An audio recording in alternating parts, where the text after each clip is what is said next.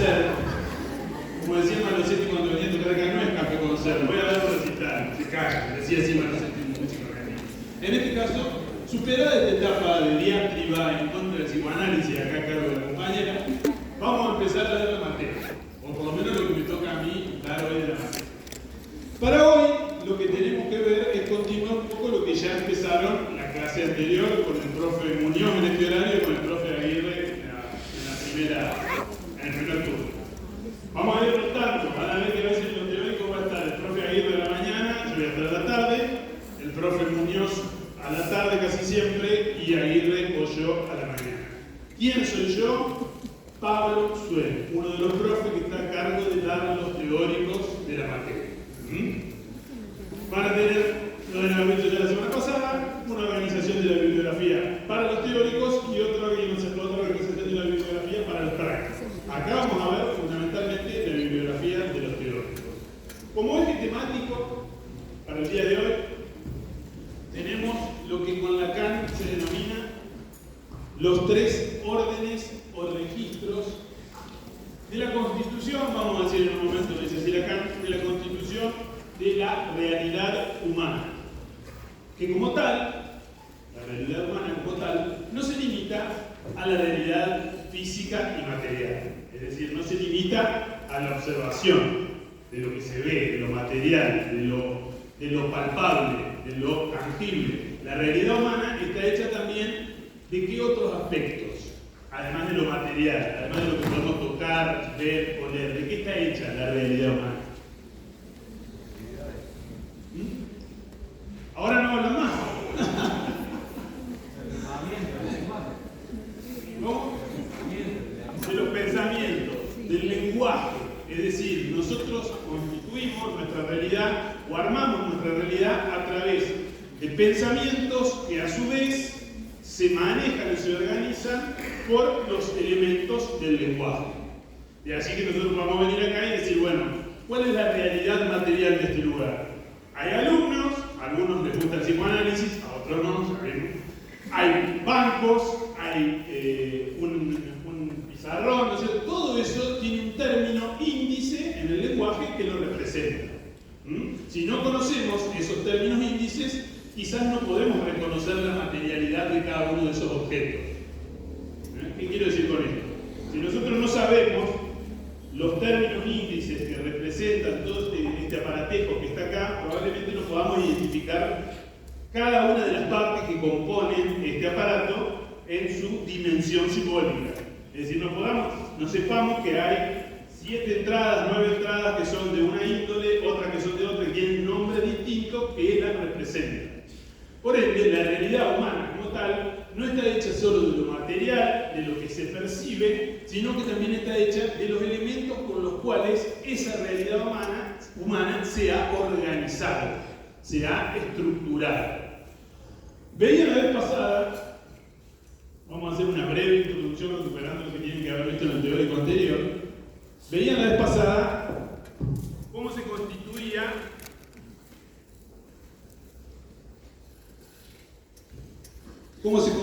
el campo de la psicopatología, que es el nombre de esta materia tan, ¿cómo era?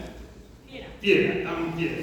Como tenemos una materia tan fiera, tiene un nombre también fiero, que es psicopatología. Complejo, ¿no?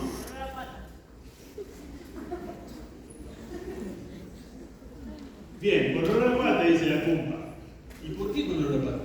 Sí, patología, pata.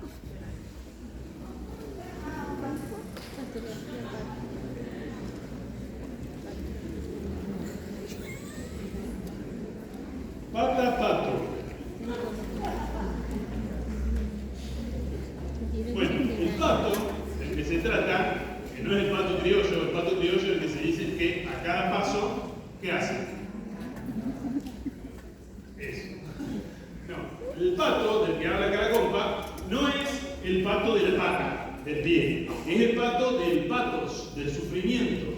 Del sufrimiento, y no de cualquier sufrimiento, sino del sufrimiento psíquico. Por eso se llama psicopatología. Es decir, logo, razón, estructura, pensamiento acerca de el sufrimiento psíquico, ¿no? Que algunos van a denominar psicopatología en términos de lenguaje. Entonces vamos a llamar a eso psicopatología. Esa psicopatología como tal, como campo, está hecho de distintos saberes que confluyen en sus conceptualizaciones acerca de ese sufrimiento, que como es psíquico, no tiene la materialidad de la que se ocupa la medicina o la materialidad, digamos, de los entes físicos. Requiere, para ser explicada, para ser pensada, para ser transmitida, del lenguaje. Por eso el aspecto de este prefijo logos, perdón, este sufijo logos, habla acerca justamente de cómo abordamos ese sufrimiento desde el lenguaje. Cómo abordamos el sufrimiento desde las distintas concepciones que, estructuradas en base al lenguaje, dan cuenta del sufrimiento humano. Entonces decía, lo deben haber visto la vez pasada, que el sufrimiento psíquico fue el primer objeto de lo que se llamó la psicología patológica. La psicología patológica era el estudio de los fenómenos patológicos, psíquicos, pero sin desarrollar una casuística demasiado extensa, más bien con una escasa casuística. Entonces vamos a decir,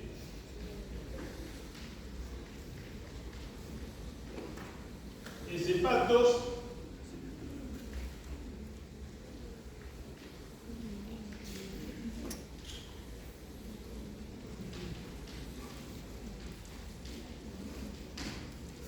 tiene una rama en su explicación del lado de la psicología patológica, que es como una disciplina hermana de la medicina patológica, que construye una serie de elucubraciones acerca de por qué se produce ese sufrimiento, pero eso no se alcanza a encontrar desarrollado en la casuística, no se alcanza a encontrar desarrollado en los casos que se valoraban psicológicamente. Por otro lado, tenemos en esta misma participación interdisciplinaria a la psiquiatría,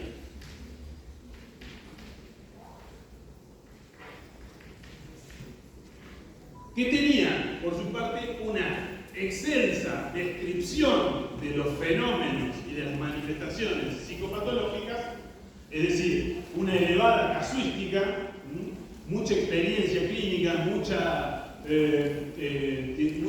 descripciones de los fenómenos clínicos, pero sin teoría, o sin una teoría acorde a su descripción psicopatológica. Entonces, podían describir perfectamente una serie de cuadros, pero la suposición o la hipótesis etiológica, es decir, la hipótesis que explicaba o que intenta dar cuenta de por qué esa persona enferma de eso y no de otra cosa, eran muy pobres, o siempre era la misma explicación, la misma hipótesis, una hipótesis anatomopatológica, es decir, la expectativa de que siempre haya para esas distintas descripciones alguna forma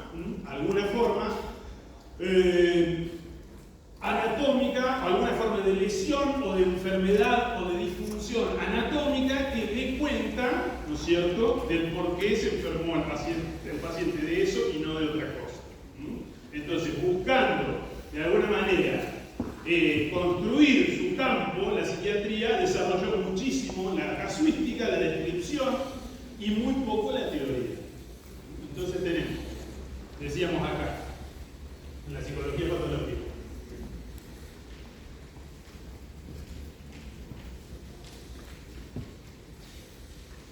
punto fuerte la teoría y punto débil la práctica.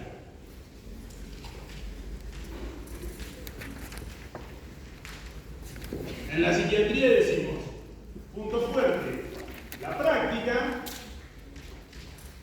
sobre todo la práctica hospitalaria, punto débil, la teoría. A estas dos, o a este entrecruzamiento, ¿no es cierto?, de teoría y práctica, de teoría débil y práctica fuerte y viceversa, se le adiciona luego de 1900, es decir, comienzo del siglo XX, XIX y comienzo del XX, se le adicionan las elaboraciones de Sigmund Freud, que tienen como particularidad ser muy fuerte teóricamente y sostenerse de una práctica, es decir, de descripciones muy agudas, muy certeras de los fenómenos clínicos que se iban observando en la consulta. Entonces, se le agrega a este campo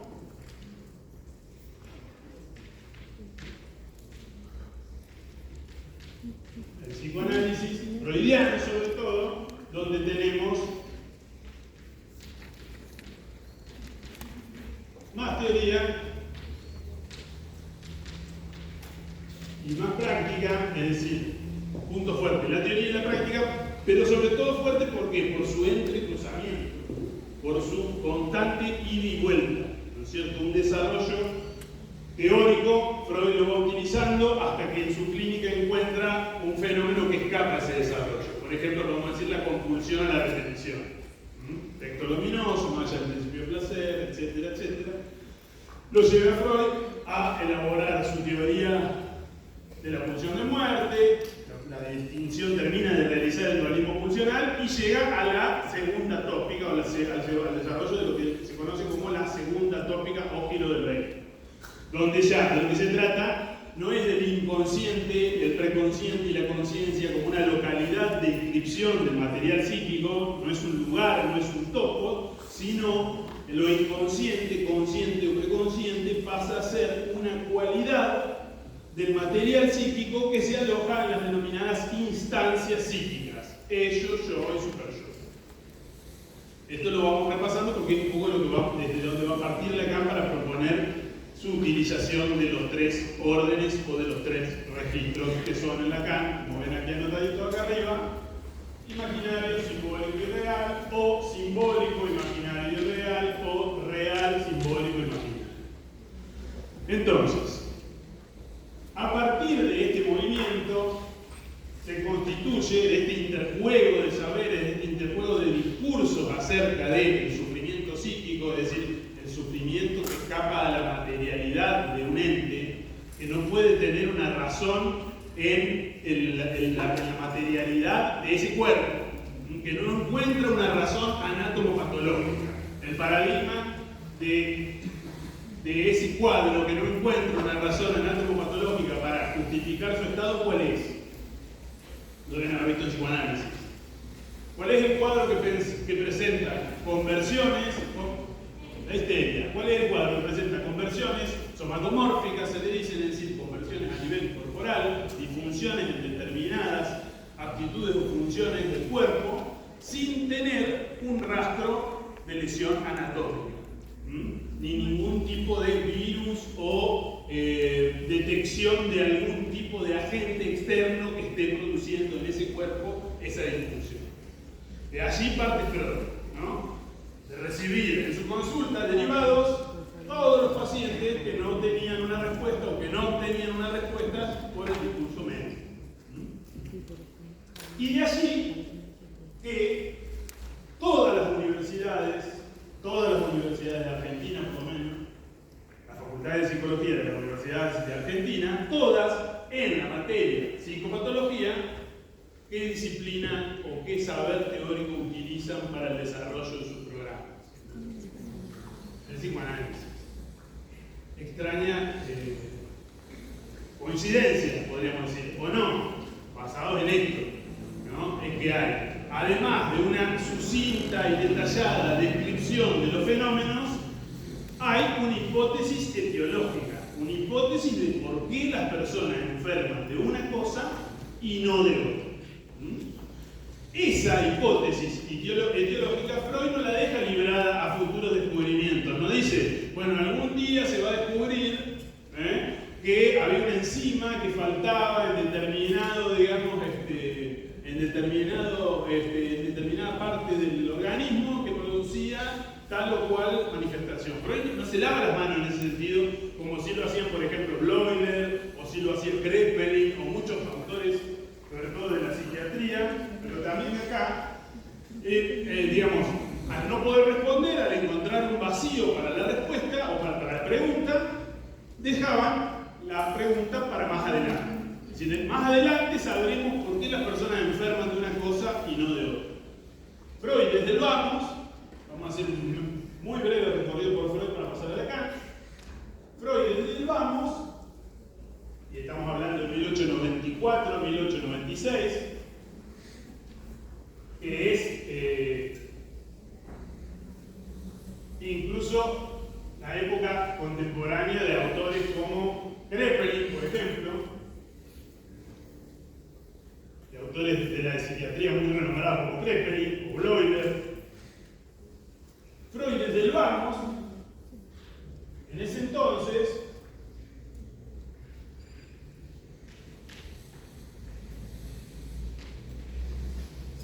elabora una primera hipótesis psicopatológica. Esto lo voy a dar muy por encima porque después lo vamos a ver más detallado, pero es para que entendamos a dónde se inserta Lacan y la necesidad de Lacan de introducir estos tres órdenes en su relectura de Freud. Una primera hipótesis de Freud lo que dice es que enfermamos porque las representaciones o determinadas representaciones ingresan, determinadas representaciones sobre todo de índole sexual, y sobre todo de índole sexual e infantil, es decir, lo que remiten a la sexualidad infantil, ingresan en un estado de inconciliabilidad representacional. Inconciliabilidad. Hay algo que le tengo que decir 5 veces para que me salga, porque me salió 2 veces bien la primera, o sea que estamos bien. Debe ser el primo. Inconciliabilidad de representación. ¿Qué quiere decir? Que una representación se torna inconciliable con el resto de las representaciones o con los demás conjuntos representacionales. Por ejemplo, la representación del acto sexual con algún miembro de la familia o del grupo de familiar es inconciliable con las representaciones morales victorianas de lo que es un hijo o de lo que es un padre o de lo que es una familia. Entonces, esa representación que ingresa en estado de inconciliabilidad, casi todas las representaciones dominantes del complejo de Edipo ingresan en esa posición, van a activar lo que Freud llama el mecanismo de la defensa. Entonces, Freud construye en esta época una primera hipótesis psicopatológica. La hipótesis de la defensa. Enfermamos por efecto de la defensa. Enfermamos porque el yo, frente a determinados recuerdos, determinadas representaciones, no encuentra otra forma de deshacerse de esa desagradable representación o de esa representación que le genera conflicto con las otras representaciones que organizan su psiquismo. No encuentra otra forma que defenderse de esa representación. Y lo hace de diversas maneras, y explica Freud cuáles son esas diversas maneras, es decir, cómo actúa la defensa en 5 formas psicopatológicas, que es la psicopatología inicial de Freud. La vamos a mencionar al pasar, pero son la histeria, la neurosis obsesiva, la fobia, la psicosis alucinatoria y la paranoia. Esas 5 formas son lo que Freud aborda al principio. Freud dice, voy a desarrollar una teoría etiológica de por qué enfermamos de esas 5 cosas, pero del resto de los cuadros que pueda haber, no necesariamente tengo yo que poder explicar. O por el momento no puedo explicarlo, pero sí puedo explicar cómo funciona la enfermedad a partir de la defensa en esas 5 categorías. Y es lo que desarrolla al comienzo de su obra, entre 1894 y 1896, con la puntualización acerca de las neuropsicosis de defensa. Así se va a llamar ese gran conjunto. Luego, con el correr del tiempo y a partir de ir presentando distintos casos, como lo son en ese entonces el caso Dora y el caso Juanito, ¿los vieron en psicoanálisis el año pasado alguno de los dos? Bien, a partir de la presentación de esos casos, que son casos del principio de 1900, 1905, se publican en 1908, pero son de entre 1900 y 1905, a partir de ahí Freud empieza a incluso revisar esta primera hipótesis, ¿no? Y empieza a cambiar algunos asuntos y construye lo que a partir de 1914, 1915 vamos a llamar la segunda hipótesis psicopatológica de Freud, que es la hipótesis hipótesis de la libido, la transferencia y los puntos de fijación de la libido en el desarrollo mismo de la libido. Lo que va a decir ahí Freud, introduciendo el concepto de libido ya un poco más desarrollado, va a decir la libido se va a ir desarrollando en el contacto con el mundo exterior. En un comienzo, la forma libidinal de satisfacción va a ser autoerótica, dice Freud. Esto lo dice en la Introducción del Narcisismo, 1914. Al principio va a ser autoerótica. Al principio va a ser autoerótica. ¿Y por eso qué quiere decir? Que es una etapa anobjetal. Es una etapa donde el objeto como tal no existe. Lo que hay son los bordes del cuerpo y la satisfacción, por lo general, se obtiene de la estimulación de esos bordes del cuerpo, que son, de alguna manera, estimulados no con intención sexual, sino con intenciones psicoeducativas, ¿no es cierto? Pero producen un efecto de satisfacción libidinal, de satisfacción sexual. Como dirían ahí el compa, el chupeteo, la limpieza, digamos, de los hábitos de higiene en general, limpieza excrementicia, urinaria y demás. Todos esos hábitos son los que de alguna manera instalan la satisfacción libidinal en el estímulo de las zonas erógenas. No hay objeto porque todavía, dice Freud, no hay constitución del yo como tal, del yo en tanto instancia psíquica como tal. Es previa a esta etapa del otro tipo a lo que llamaríamos el narcisismo, la etapa en la cual el yo se constituye como instancia, se funda. Vamos a ver que, entonces, en 1914,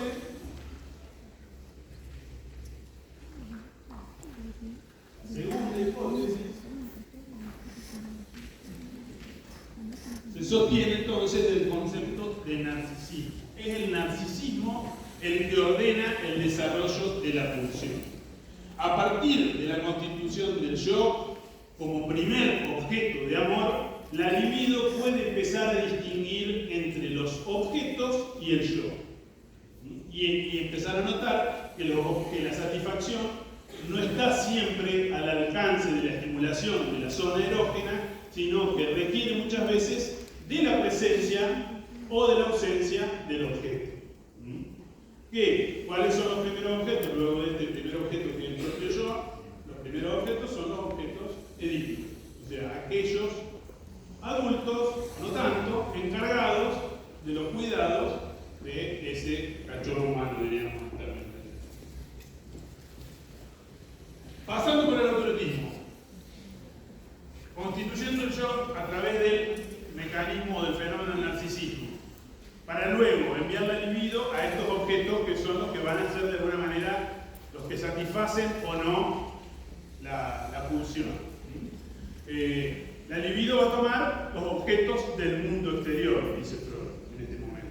Va a investir los objetos del mundo exterior, los va a investir como objetos de amor o de odio, de acuerdo a la calidad o a la relación con el objeto. Y va a ir en su constitución, dice Freud, demorándose de alguna manera en las etapas de la constitución de esos objetos en el mundo exterior. Es decir, después del narcisismo, tenemos la etapa oral canibalística, luego tenemos la etapa anal o sárvico-anal, luego la etapa fálica, luego la latencia y luego ya la libido puesta en los objetos del mundo exterior. Pero lo que dice que cada quien tiene un particular desarrollo de su libido, un singular desarrollo de su libido con ciertas demoras en la evolución. Es decir, que cada quien va a ir a lo largo de su evolución teniendo una temporalidad singular en la estadía en cada uno de esos momentos de la constitución de los objetos, ¿no? Y esa demora obedece a la posibilidad de satisfacción que el yo encontró de la libido en esa etapa. Entonces, decíamos, se invisten los objetos del mundo exterior y cuando la satisfacción de la pulsión encuentra algún tipo de obstáculo, pero iba a decir la frustración de la satisfacción, la frustración como un concepto, la libido, que tiene como definición la llamada inercia libidinal, es decir, que la libido no entiende nada de la postergación de la satisfacción, satisfacción. La libido busca una y otra vez la satisfacción. Puedo poner ejemplos, pero no quiero recaer en lo escatológico, ¿no? Pero cuando uno, por ejemplo, tiene ganas de ir al baño, no hay posibilidad alguna de encontrar una postergación para esa satisfacción libidinal, ¿no? Bueno, ese es un buen ejemplo de la inercia libidinal. Cuando se lanza, cuando se inicia el drive de la pulsión, el drive de la libido, no tolera frustraciones. Busca de una u otra manera alguna forma de satisfacción. Puede ser esta satisfacción sustitutiva, como decíamos los hongos alucinógenos, ¿no? Una buena satisfacción sustitutiva.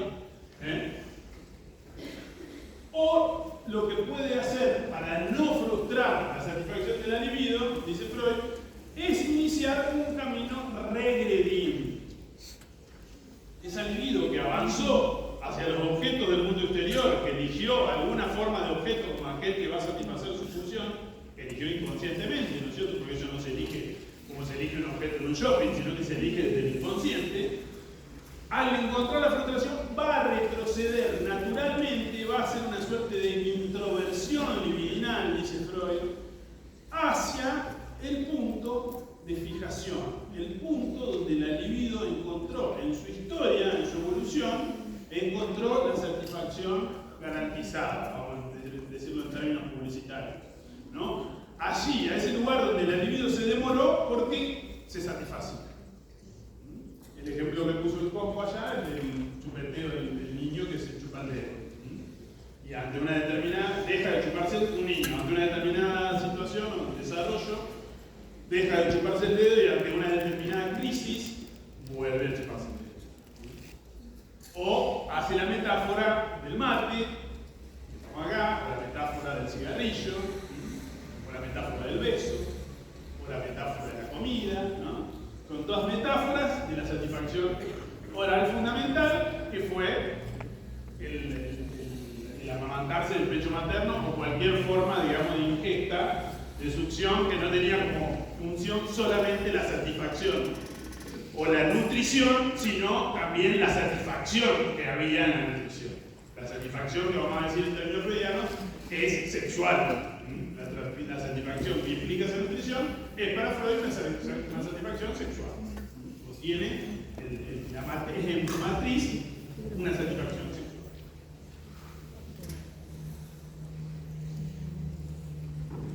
Entonces, en 1914 Freud construye una segunda hipótesis de por qué enfermar, ¿no? Esto lo quiero demostrar, lo estoy diciendo para demostrar que las otras teorías tienen todas una sola hipótesis etiológica y no la pueden demostrar.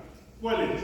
Debe haber alguna lesión o debe haber alguna causa anatomopatológica o tiene que haber algún agente o la cadena genética o esto o lo otro, pero no alcanzan a demostrar. Digamos, son todas hipótesis biologicistas que no alcanzan a corroborarse. Freud tiene tres hipótesis que son como tal hipótesis. ¿Qué quiere decir esto? Que no son verdades absolutas, porque están hechas del mismo lenguaje que estamos diciendo que con el que se construyó la realidad humana, con el que a su vez, digamos, con el mismo lenguaje que a su vez interpretamos esa realidad humana. En este caso, la realidad psicopatológica o la realidad de lo que no anda o de lo que no funciona. Entonces, Freud tiene tres hipótesis que son verdaderamente hipótesis. ¿Qué quiere decir? Que se corroboran o se refutan y se vuelve a elaborar otra. Cuando Freud encuentra el concepto de libido, de transferencia y desarrolla su concepto de narcisismo, constituye su segunda hipótesis. Luego, como decíamos, cuando encuentra los fenómenos que van más allá del principio del placer, como lo es la compulsión a la repetición, y escribe textos como lo ominoso, más allá del principio del placer, y luego el yo y el ello, construye lo que va a ser su tercera hipótesis. Y es desde ahí donde vamos a partir con la introducción a la clase. Esa tercera hipótesis que dice, no se trata de que haya una localidad de inscripción inconsciente. El inconsciente como tal, como localidad, no existe. No hay en el cerebro una localidad tal. Lo que sí podemos pensar es que el material psíquico tiene cualidades conscientes, inconscientes o preconscientes. Cualidad psíquica inconsciente, ¿qué quiere decir? Que no puede ser recordado. No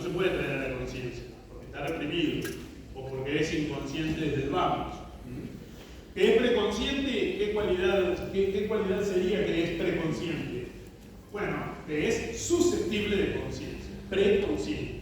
Puede acceder a la conciencia. Si alguien lo busca, si alguien hace el esfuerzo, se le pregunta, se le interroga, o el paciente realiza un trabajo de introspección, puede recordar eso que tiene una cualidad preconsciente.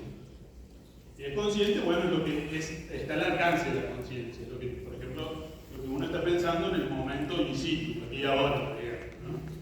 Entonces, altera eso y dice, el material psíquico puede ser inconsciente, preconsciente o consciente. Lo que podemos decir es que hay instancias psíquicas a las cuales voy a llamar ello, yo y superyo.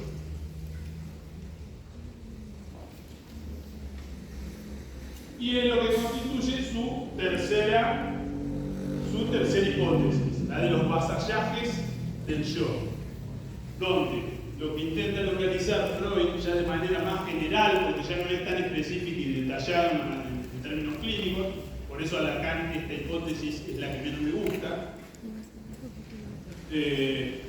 simplemente nos explica qué pasa con el ello, el yo y el superyo en la neurosis, en todas las neurosis, que en ese momento son la neurosis obsesiva, la histeria de conversión y la histeria de angustia, que es lo mismo que la fobia, la histeria de angustia y fobia en Freud es lo mismo.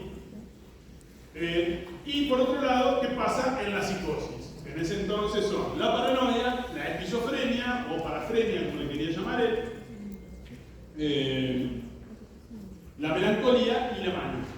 Entonces me dice, ¿qué pasa en la neurosis? ¿Qué pasa en la psicosis? Y bueno, y la melancolía hay una explicación en particular que ya la vamos a ver cuando veamos las tres hipótesis, que es un poquito distinta.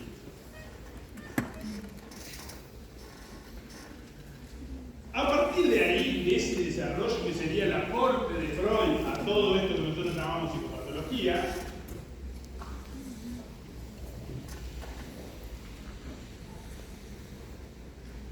podemos decir que el campo de la psicopatología tuvo en los principios del siglo XX el aporte freudiano, es decir, de 1894 al 96 a 1940, el aporte freudiano, y de 1936 a 1980 el aporte de Lacan.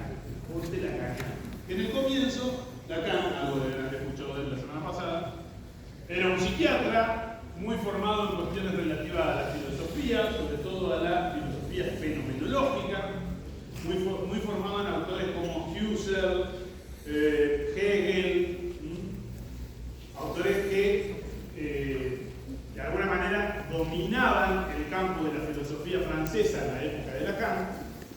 Para todo lo que quieran saber respecto de la filosofía francesa en la época de Lacan, hay un libro de Vicente Descombes que se llama Lo mismo y lo otro, que es como una especie de resumen de toda esa época, porque van a ver cuando lean a Lacan que lo va mencionando distintos autores y que va dando por sabidas cuestiones de la filosofía que son de lo que pasaba de la filosofía francesa, o en todo caso de lo que en Francia se trabajaba filosóficamente,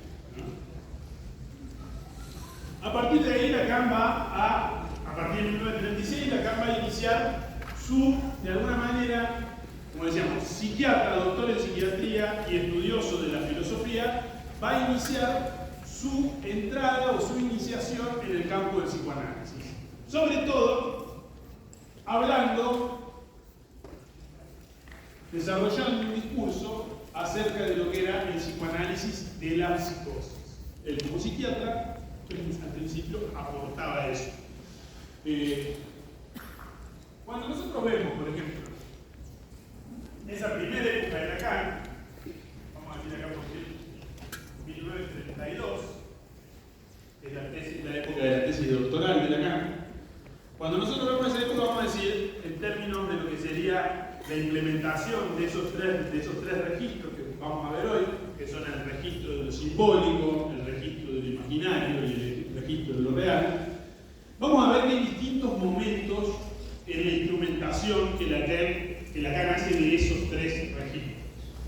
En un primer momento no los explicita del todo, es decir, que no va a hablar del psicoanálisis y de la utilidad que tiene para el psicoanálisis este instrumento, sino que lo que va a venir hablando es de su teoría de la paranoia de autopunición condición, que es un tipo de paranoia que él describe, que es lo que está en su tesis doctoral, y a partir de una teoría también de la personalidad. De la personalidad como un resultado de un interjuego de factores que son propios del ético del registro de lo simbólico y de factores o elementos que son propios del registro del eje de lo imaginario. Pero, como en ese entonces, en 1936, y luego en 1942, una segunda versión, habla del llamado estadio del espejo,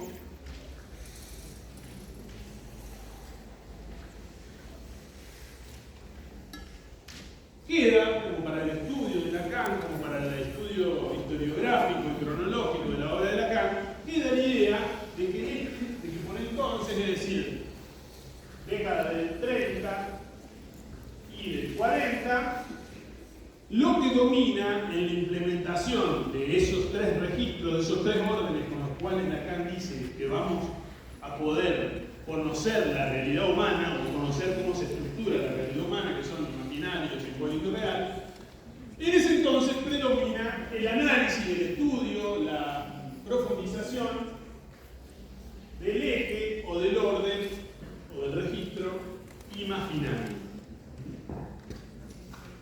Por eso se dice que en los años 30 y los años 40 Lacan desarrolla, por ejemplo, textos como la agresividad del psicoanálisis. La agresividad, para Lacan, es un fenómeno imaginario. ¿Qué es la agresividad para ustedes? Para Lacan, la agresividad se diferencia de la agresión. La agresión implica un acto. La agresividad es como el mantenimiento de una cierta tensión imaginaria entre dos. Entonces, en la agresividad, dice Lacan, de lo que se trata, en el fenómeno de la agresividad, de lo que se trata es de atacar el punto de alienación del semejante. Por ejemplo, si a usted le gusta el psicoanálisis, yo le voy a decir si eso que le gusta a usted, eso es la agresividad. Cuando yo busco localizar el punto de alienación del semejante, a qué está de alguna manera o en qué está estructurado el semejante, y voy a lo ataco. Eso es la agresividad. ¿Qué sería la agresión? Acá dice, cuando llegaron los colonizadores a los diferentes territorios, colonizadores por general eran, ¿no es cierto?, de los países, de los continentes más viejos, Europa, España, con nosotros, cuando llegaron, no había agresión del barro, lo que había era una cierta agresividad. El español le decía al originario, eso en lo que ustedes creen no sirve para nada. Yo les traigo acá el crucifijo y las piedritas de colores y se las quiero cambiar por las pepitas de oro o por las cositas que ustedes encontraron en esa montaña donde se meten. Entonces, en el comienzo no había agresión, no había erradicación de la diferencia. En el comienzo lo que había era agresividad. Se cuestionaba el punto de alienación del otro, se cuestiona la creencia del otro o el marco conceptual del otro para imponerle el propio. O en el peor de los casos, cuando uno no tiene, para no imponer nada, simplemente que no haya nada. Ese es otro asunto. Pero en el caso de la agresividad, de lo que se trata es de ir a ese punto, ¿no? Y es un fenómeno imaginario. Que dice Lacan, está sostenido una cierta tensión eroto-agresiva, dice, entre dos semejantes.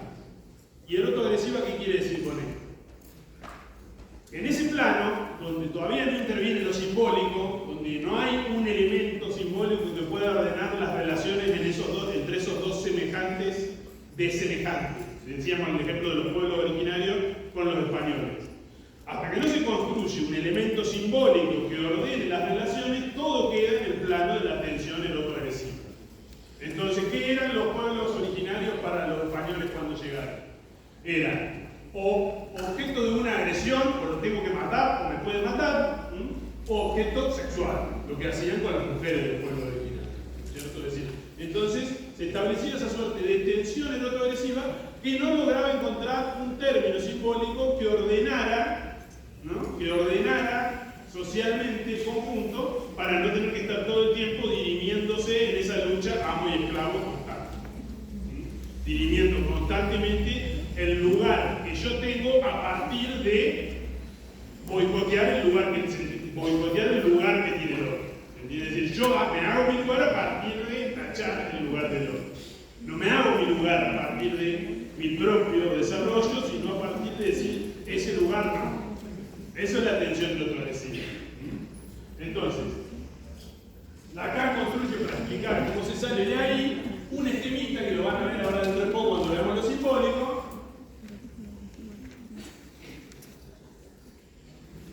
¿Qué le dice esquema N o esquema Z por su forma?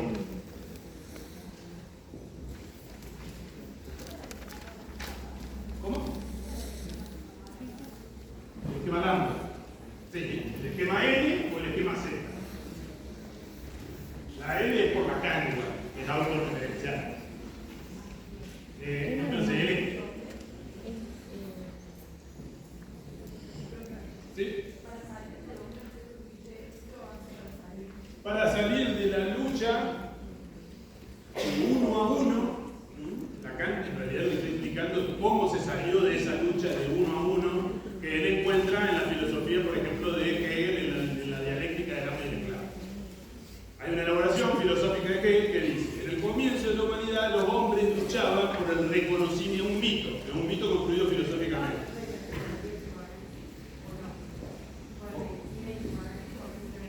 Ahora estamos hablando del psicoanálisis. No, acá lo que dice, para el ser humano, para salir del plano animal, de la agresividad o la agresión, digamos, donde el otro es o una presa o un objeto sexual, el ser humano, para salir de ahí, tiene que pasar por el lenguaje, tiene que construir un lenguaje común. Ese lenguaje común es lo que acá en este esquema lo vamos a encontrar en el tesoro del significante, el gran otro del lenguaje o el gran otro de la cultura. Entonces, para poder salir de ese plano donde hay que o matar al otro, o ser matado por el otro, para que alguno de los dos obtenga reconocimiento simbólico, para salir de eso, ¿qué se inventan? Las leyes. Las leyes son simbólicas. No matar a tu prójimo, por ejemplo.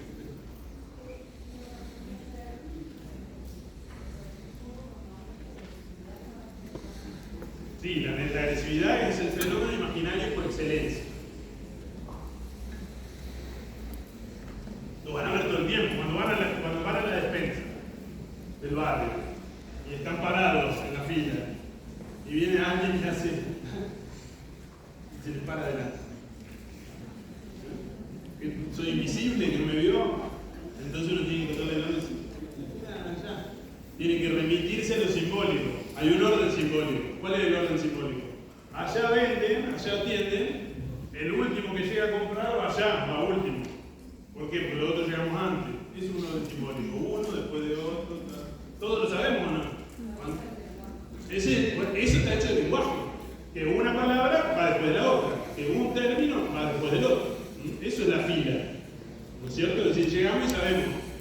O sea, todos saben, o no, o hay algunos que no lo saben y por eso lo hacen. Todos sabemos cuando llegamos a un lugar y está alguien atendiendo y hay una fila, todos sabemos que tenemos que ir al último lugar y después vamos a ir avanzando. ¿Cómo lo sabemos eso?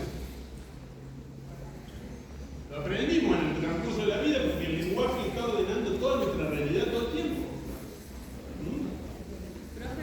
Cuando no pasa eso, ¿a dónde retrocedemos? Al plano imaginario, a la confrontación. Entonces yo quiero el lugar porque yo quiero que me atiendan antes, porque yo me tengo que ir al narcisismo. Cuando alguien no puede respetar un orden por cuestiones narcisistas, retrocede del plano simbólico al plano imaginario. El capricho del yo narcisista sería ese retroceder. No, pero yo tengo tal cosa y tal otro, entonces no hay forma, yo no puedo hacer esa fila, me tienen que atender primero. ¿No? El narcisismo nos lleva siempre al plano imaginario. Por eso Freud dice en el malestar de la cultura que para construir una cultura, para construir un grupo, una sociedad, para construir cualquier cosa que hagamos entre los seres humanos, ¿qué es lo que tenemos que deponer? lo que tenemos que postergar, las satisfacciones narcisistas, la satisfacción de nuestro narcisismo. Pero si queremos armar algo con los otros y no ser el amo de los otros solamente, tenemos que entre todos poner esos aspectos narcisistas para construir algo colectivo. Si todos estamos cada uno agarrados su narcisismo, al nivel de lo colectivo no se puede construir nada. A no ser que sea el colectivo de tal persona. Le dice, no, este es mi colectivo, lo manejo yo, se hace lo que yo digo, mira. ¿Sí?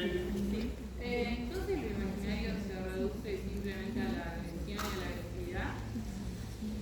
No necesariamente, pero los fenómenos de la agresión incluso no es del orden solamente del imaginario, digamos, ¿cierto? La agresividad sí, es puramente imaginaria, porque se supone que ahí no hay pasaje al acto. Que eso queda en esa tensión que es a través del lenguaje que se produce, digamos, la disolución, entre comillas, de la tensión, ¿no? A través de un acto agresivo. No, hay muchas cosas imaginarias, la representación es imaginaria.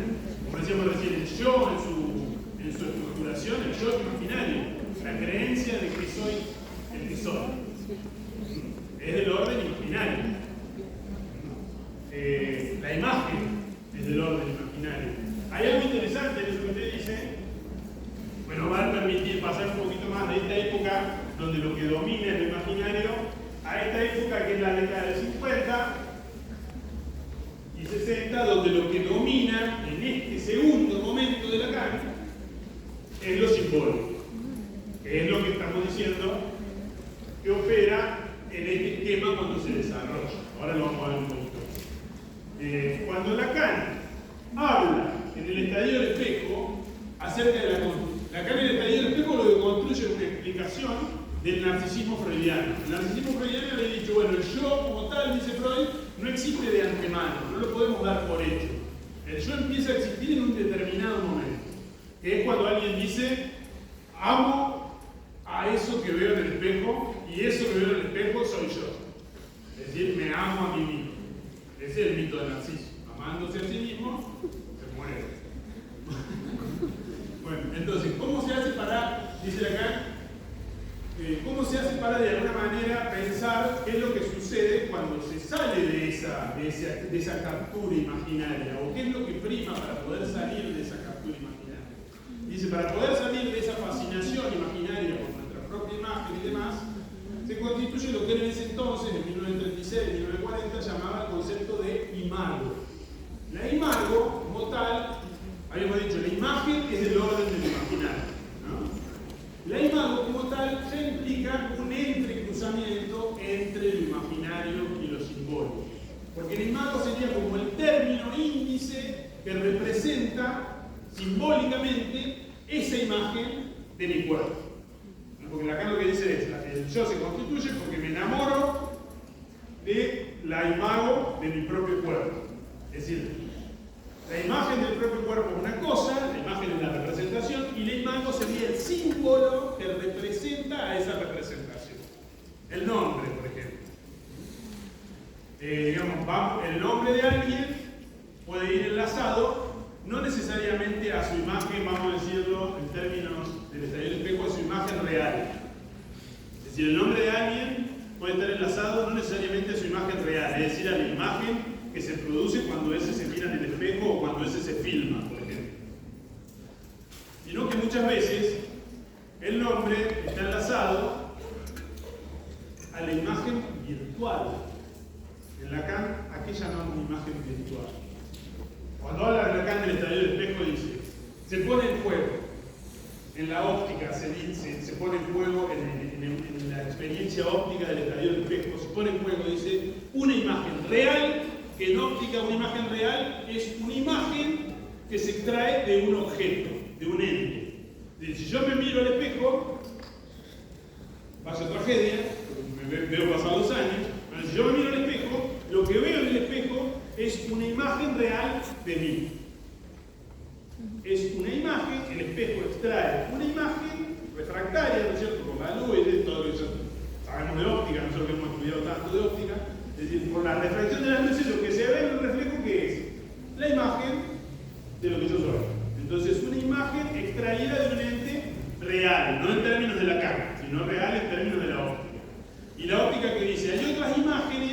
son las que están de moda en nuestra época, que son imágenes extraídas no de un objeto, sino de otra imagen. Como cuando hacemos historias en Instagram choreándonos una foto que nos sacamos en otro lado y que hacemos una edición y qué sé yo, construimos una imagen de una imagen, no del objeto. No hace falta ni que esté el objeto. Aunque tengamos la imagen, podemos construir otra imagen. A eso en óptica se le llama imagen virtual. Y eso es lo que en el psiquismo hace las veces del imago del cuerpo propio. Una imagen virtual, no la imagen que cada uno va y ve al espejo todos los días o que le muestran la fotografía. Uno tiene de sí mismo una determinada imagen virtual, extraída del conjunto de las imágenes que ha obtenido de su refracción en el espejo, o vaya a saber de qué miradas del otro. Es decir, que uno no se piensa a sí mismo constantemente o tal como es en ese momento. Yo muchas veces me pienso con el pelo largo hasta por acá, porque alguna vez lo tuve así de largo. Entonces me olvido, me veo al espejo y digo, uy, ¿qué pasó? ¿Qué sucedió? Pero me pienso como cuando tenía 20 años, porque uno puede pasar. O por ejemplo, el ejemplo que yo pongo de esta cuestión, de esta distorsión imaginaria que produce el estallido del espejo, es el tipo que está en la ruta Córdoba-San Francisco, por poner una ruta bien pulenta, bien peligrosa. Córdoba-San Francisco, en un 147 a 120 km por hora, y decide largarse a pasar dos camiones, con un 147 a 120, que es lo máximo que era el 147, y ese tipo de distorsión imaginaria, digo, distorsión de mi propia imagen y de la imagen de lo que tengo y de la imagen de lo que soy, me puede costar la vida. Porque yo tengo una imagen virtual de lo que soy, no una imagen real de lo que soy. Es decir, tengo la imagen más de lo que creo que soy, de lo que verdaderamente soy, verdaderamente entre comillas, o de lo que los otros creen que soy. Por eso muchas veces nos encontramos con el narcisismo del otro y decimos, porque para nosotros no compartimos esa imagen virtual. Esa imagen virtual es circular, es él o ella se cree que es, ¿no? Pero después no veo por qué.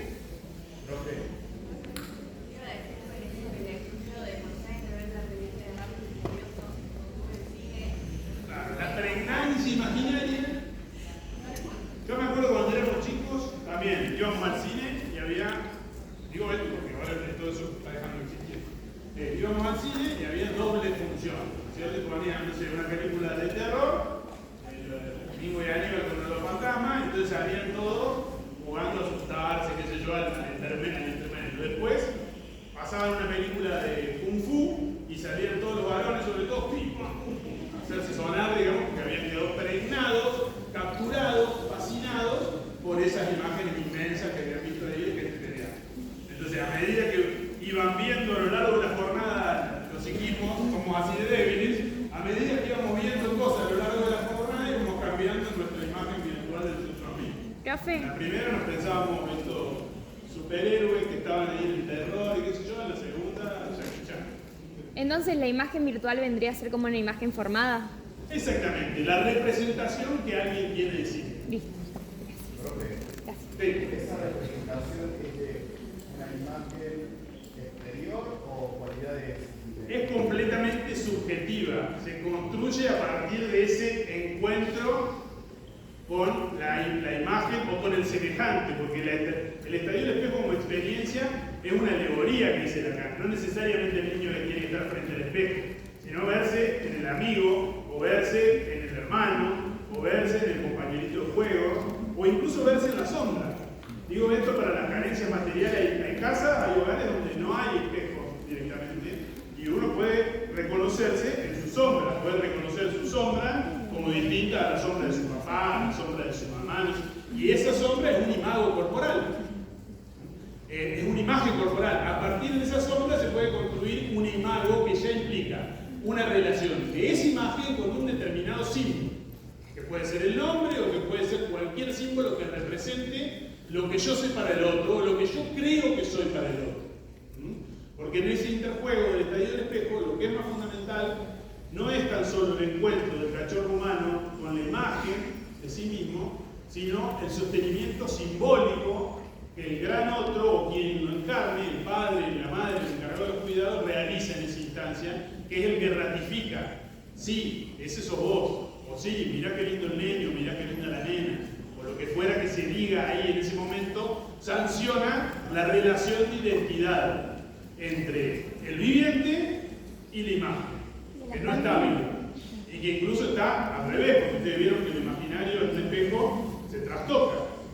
Si yo levanto esta mano, el espejo levanta la mano al mismo lado, que sería la derecha. Si damos vuelta sería la derecha, ¿no es cierto?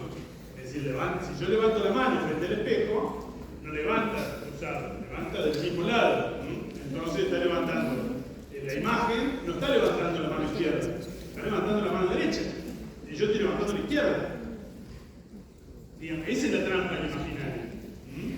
La trampa del imaginario es que se da vuelta, no es perfecta la identidad. Hay que hacer un trabajo psíquico-mental para identificarse a eso que no es, cuya identidad no es perfecta.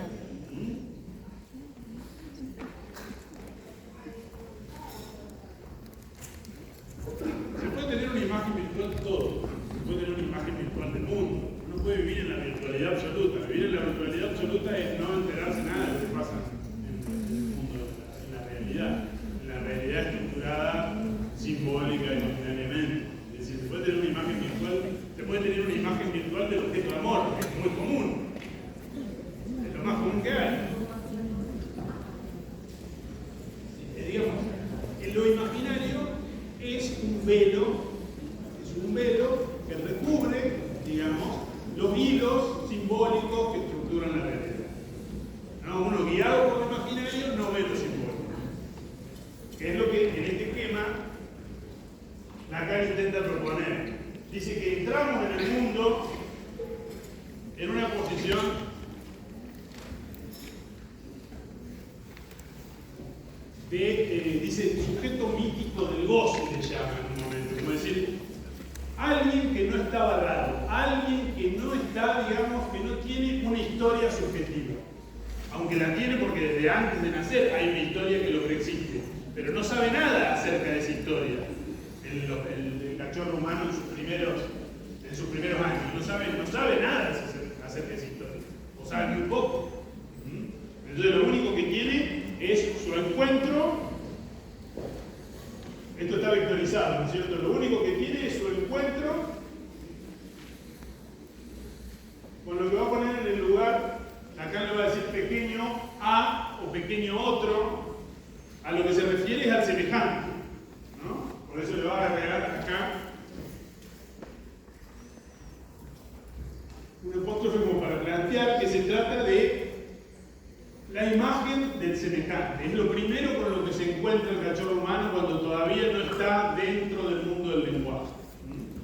Su mundo se reduce a ese encuentro con un semejante, que puede ser la madre, el padre, el hermanito, quien sea que esté ahí de sostén. Profe, Sí. yo no entendí qué diferencia tenía la A minúscula con el gran otro. Porque a veces lo cambia y... No, el gran otro es simbólico, es el conjunto de los significantes. O le llama también Lacan el tesorero de los significantes. En realidad el gran otro no existe como tal. Claro. Es el lenguaje en sí mismo, la cultura en sí misma, la cultura que está hecha de lenguaje es ese gran otro. Es el mundo, es el ordenamiento del mundo tal como lo encontramos cuando llegamos al mundo, que nos preexiste por no sé cuánto tiempo, porque no son ni siquiera estos 2000 y pico de años, sino que es mucho más tiempo. O sea, eso es el gran otro. Todos los símbolos de la historia de la humanidad están en el gran otro. Por eso uno puede, el ejemplo del gran otro es, en algún sentido, vamos a decirlo muy banal, es la enciclopedia, donde uno va a buscar todo lo que hay en este mundo. Todo lo que hay en este mundo está en el lenguaje. Si no está en el lenguaje, no está en el mundo. Sí.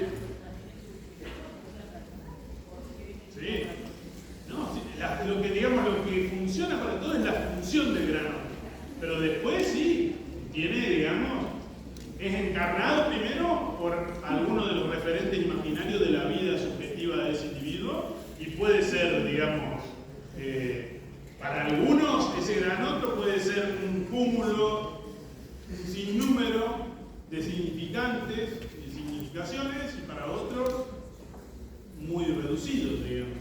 Es de acuerdo a la singularidad. No hay un gran otro universal, si ese es el planteo. No hay un gran otro universal, porque digamos, de lo que se trata para Lacan con el correo de su obra es que el otro no existe, el gran otro no existe. Lo hacemos existir nosotros cuando decidimos hablar esta lengua y cuando decidimos ordenar nuestra vida a partir del lenguaje. Claro, sí, por supuesto. Entonces, cuando ingresa el cachorro humano en lo que Lacan llama su inefable y estúpida existencia. ¿Por qué dice inefable y estúpida existencia? Inefable porque no puede decir nada de por qué está acá. No sabe nada de por qué está acá. Lo trajeron al mundo, lo tiraron al mundo. ¿No? Parir es eso. Parir es separarse, es caerse, te tira, te larga. Llegado acá no sabe para qué Soto está acá. Entonces es una experiencia inefable, no sabe por qué está acá. Y estúpida existencia dice también, porque no tiene nada para decir respecto de su existencia. Por eso es una existencia inefable y estúpida, porque no puede dar cuenta de esa existencia, en esa posición. Para poder dar cuenta de su existencia, de su lugar en el mundo, tiene que pasar por el lenguaje, porque ¿con qué damos cuenta de eso? Con palabras. Es decir, yo soy Pablo, vamos a dar clases teóricas acá, me van a ver a veces mañana, a veces a la tarde. No hay otra forma. Para salir de acá, de esta existencia que también llama Lacan de súbdito, o dice Muñoz también en uno de los trabajitos que tiene en el libro de Muñoz, de asujet, de alguna manera, de previo al sujeto, esclavo, de súbdito, de alguien que depende por completo de lo que pase allá para ser alguien. Mientras está ahí, es la inefable y estúpida existencia. Es el cachorro humano, como también dice Lacan, es el sujeto no barrado. También esto es una referencia al es freudiano, al ello freudiano. En alemán, ello se dice es. Entonces, Lacan, ¿qué hizo?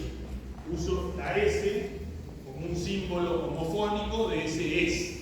¿Para qué? Para introducir su propio concepto y no entrar en la confusión de los post-freudianos que tenían una discusión entre el ello reprimido y el ello no reprimido y toda una cuestión. Para salir de todo ese asunto, dijo, de lo que se trata acá es del ello primitivo. Es del ello previo a la represión. Es de las pulsiones como tales. Son las pulsiones que hay en el organismo todavía no organizadas por el lenguaje. Entonces desarticuladas. Por eso es equivalente al autologismo, este momento de acá. Para salir de acá, tiene que pasar por el encuentro con el semejante, con el encuentro con la imagen del cuerpo, del semejante o la propia, ¿no? Con la imagen de un cuerpo semejante al de uno, de una persona semejante, de otro ser humano. A veces también los animalitos sirven para eso. Cuando no hay otros seres humanos, a veces también los chicos juegan muchísimo a identificarse en ese movimiento con las mascotitas que hay en el lugar, ¿no es cierto? Entonces juegan, se ponen, en vez de estar parados, se ponen igual que el perrito y hacen los mismos movimientos del perrito. ¿Cómo? Este es el semejante y este es el yo. Entonces, sale de acá,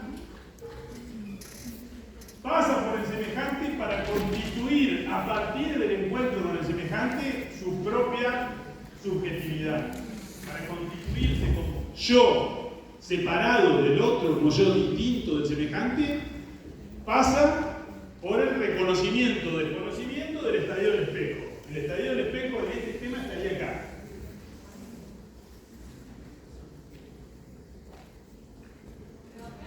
¿Sí?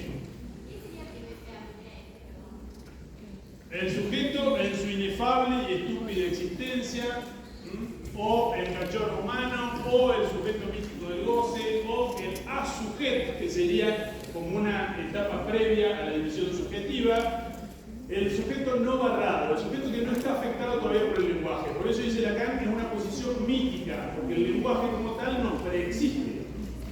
Y nosotros llegamos ya con un nombre. El 15 van a ser mi primer hijo. ¿Cómo se va a llamar? Juancito. Ojalá que tenga los ojos del papá y la nariz del abuelo. Y si le gustan las matemáticas, lo vamos a mandar a la UTN que estudie ingeniería de no sé qué. Ahí tenés como 10, 15, 20 canciones acerca de ese que todavía no sabe hablar. Vamos a decir que entonces, ese que singularmente no tiene ninguna relación con la palabra, ya la tienen sin saber. Porque esa palabra es lo que existe y lo predetermina. Entonces, de esta posición se sale pasando por el encuentro imaginario. Este es el eje de la tensión autoagresiva, este es el eje de la agresividad, es el eje de o yo o el otro. Es el eje de o yo o el otro. Yo para existir tengo que ocupar el lugar del otro, o el otro para existir es porque está ocupando mi lugar. Es como una tensión imaginaria de agresividad entre esos dos que se encuentran ahí. Pero esa tensión, como tal, vamos a decir que es patológica si se perpetúa, pero que en ese momento es constitucional, es necesaria. La constitución del aparato psíquico o del sujeto del inconsciente es necesario pasar por esa tensión con el semejante. Si soy o no soy, si soy o no soy, en tanto yo, si soy o no soy, en tanto yo, más o menos que este, igual o distinto que este, mejor o peor que este, lo que fuera que ustedes quieran poner en ese lugar, solo lo voy a saber si me dirijo al lenguaje. Es a través del lenguaje que todas esas categorías y distinciones tienen lugar.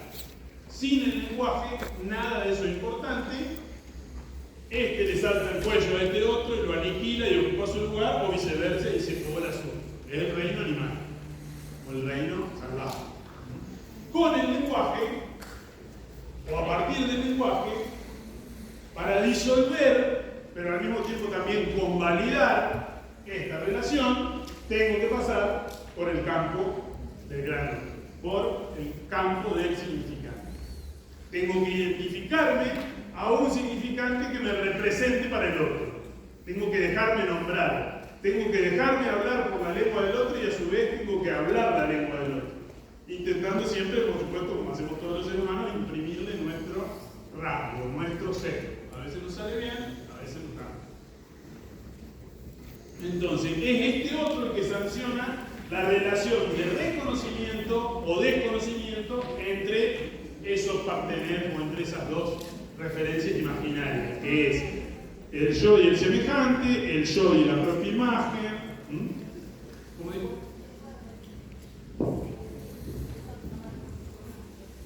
Para convalidar la relación del reconocimiento o de desconocimiento entre el yo y el otro, hay que pasar por lo simbólico. Es en lo simbólico donde está la tabla de equivalencia, por decirlo de alguna manera, donde dice sí, es el gran otro el que dice sí, sos más lindo que el otro, pero el otro es más inteligente que vos. ¿Vieron cuando las madres empiezan con los hermanos, sobre todo cuando hay muchos chicos? No, bueno, mi preferido no es ninguno, todos son mis preferidos. A vos te prefiero por tal cosa, a vos te prefiero por tal otra, ¿no? Y entonces a cada uno le va dando su lugar. Eso es un esfuerzo de buena voluntad. Siempre hay cosas que son inequivalentes. Pero bueno, la equivalencia, el cuadro de las equivalencias, relaciones, reconocimiento, desconocimiento, etc., lo encontramos acá. Este es el símbolo del lenguaje, el símbolo del orden que tiene el lenguaje.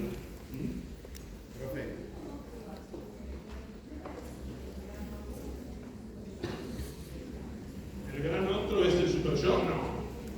No. No tiene nada que ver con...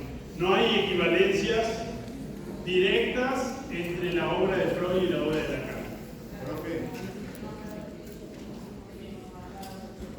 No, pero vuelvo a insistir, pero no hay una equivalencia perfecta, no es. Este término sí tiene una relación con el hecho freudiano. Este con el yo. Este con el otro, con semejante. Y este con el otro, la A es de otro francés, que se escribe Auge. ¿No? Y acá lo mismo, pero es minúscula porque es el pequeño otro, es el semejante, no es el garante de lo simbólico. Este es el lugar donde está la garantía de lo simbólico. En todo caso, si usted lo quiere hacer equivaler con algo a esto, es el padre o la madre. Es el que le enseña la lengua al cachorro. ¿No? El que le enseña a hablar. Vieron que están los chicos comentando algo de la escuela y dice, y van hablando y cometen un error gramatical o de sintaxis y la madre, el padre o el hermano más grande le dice, no se dice así, se dice así. Bueno, ahí que está funcionando el gran otro del lenguaje. El gran otro es el lugar de las reglas en las relaciones entre los iguales. El lenguaje tiene esa función. Una ley. profe,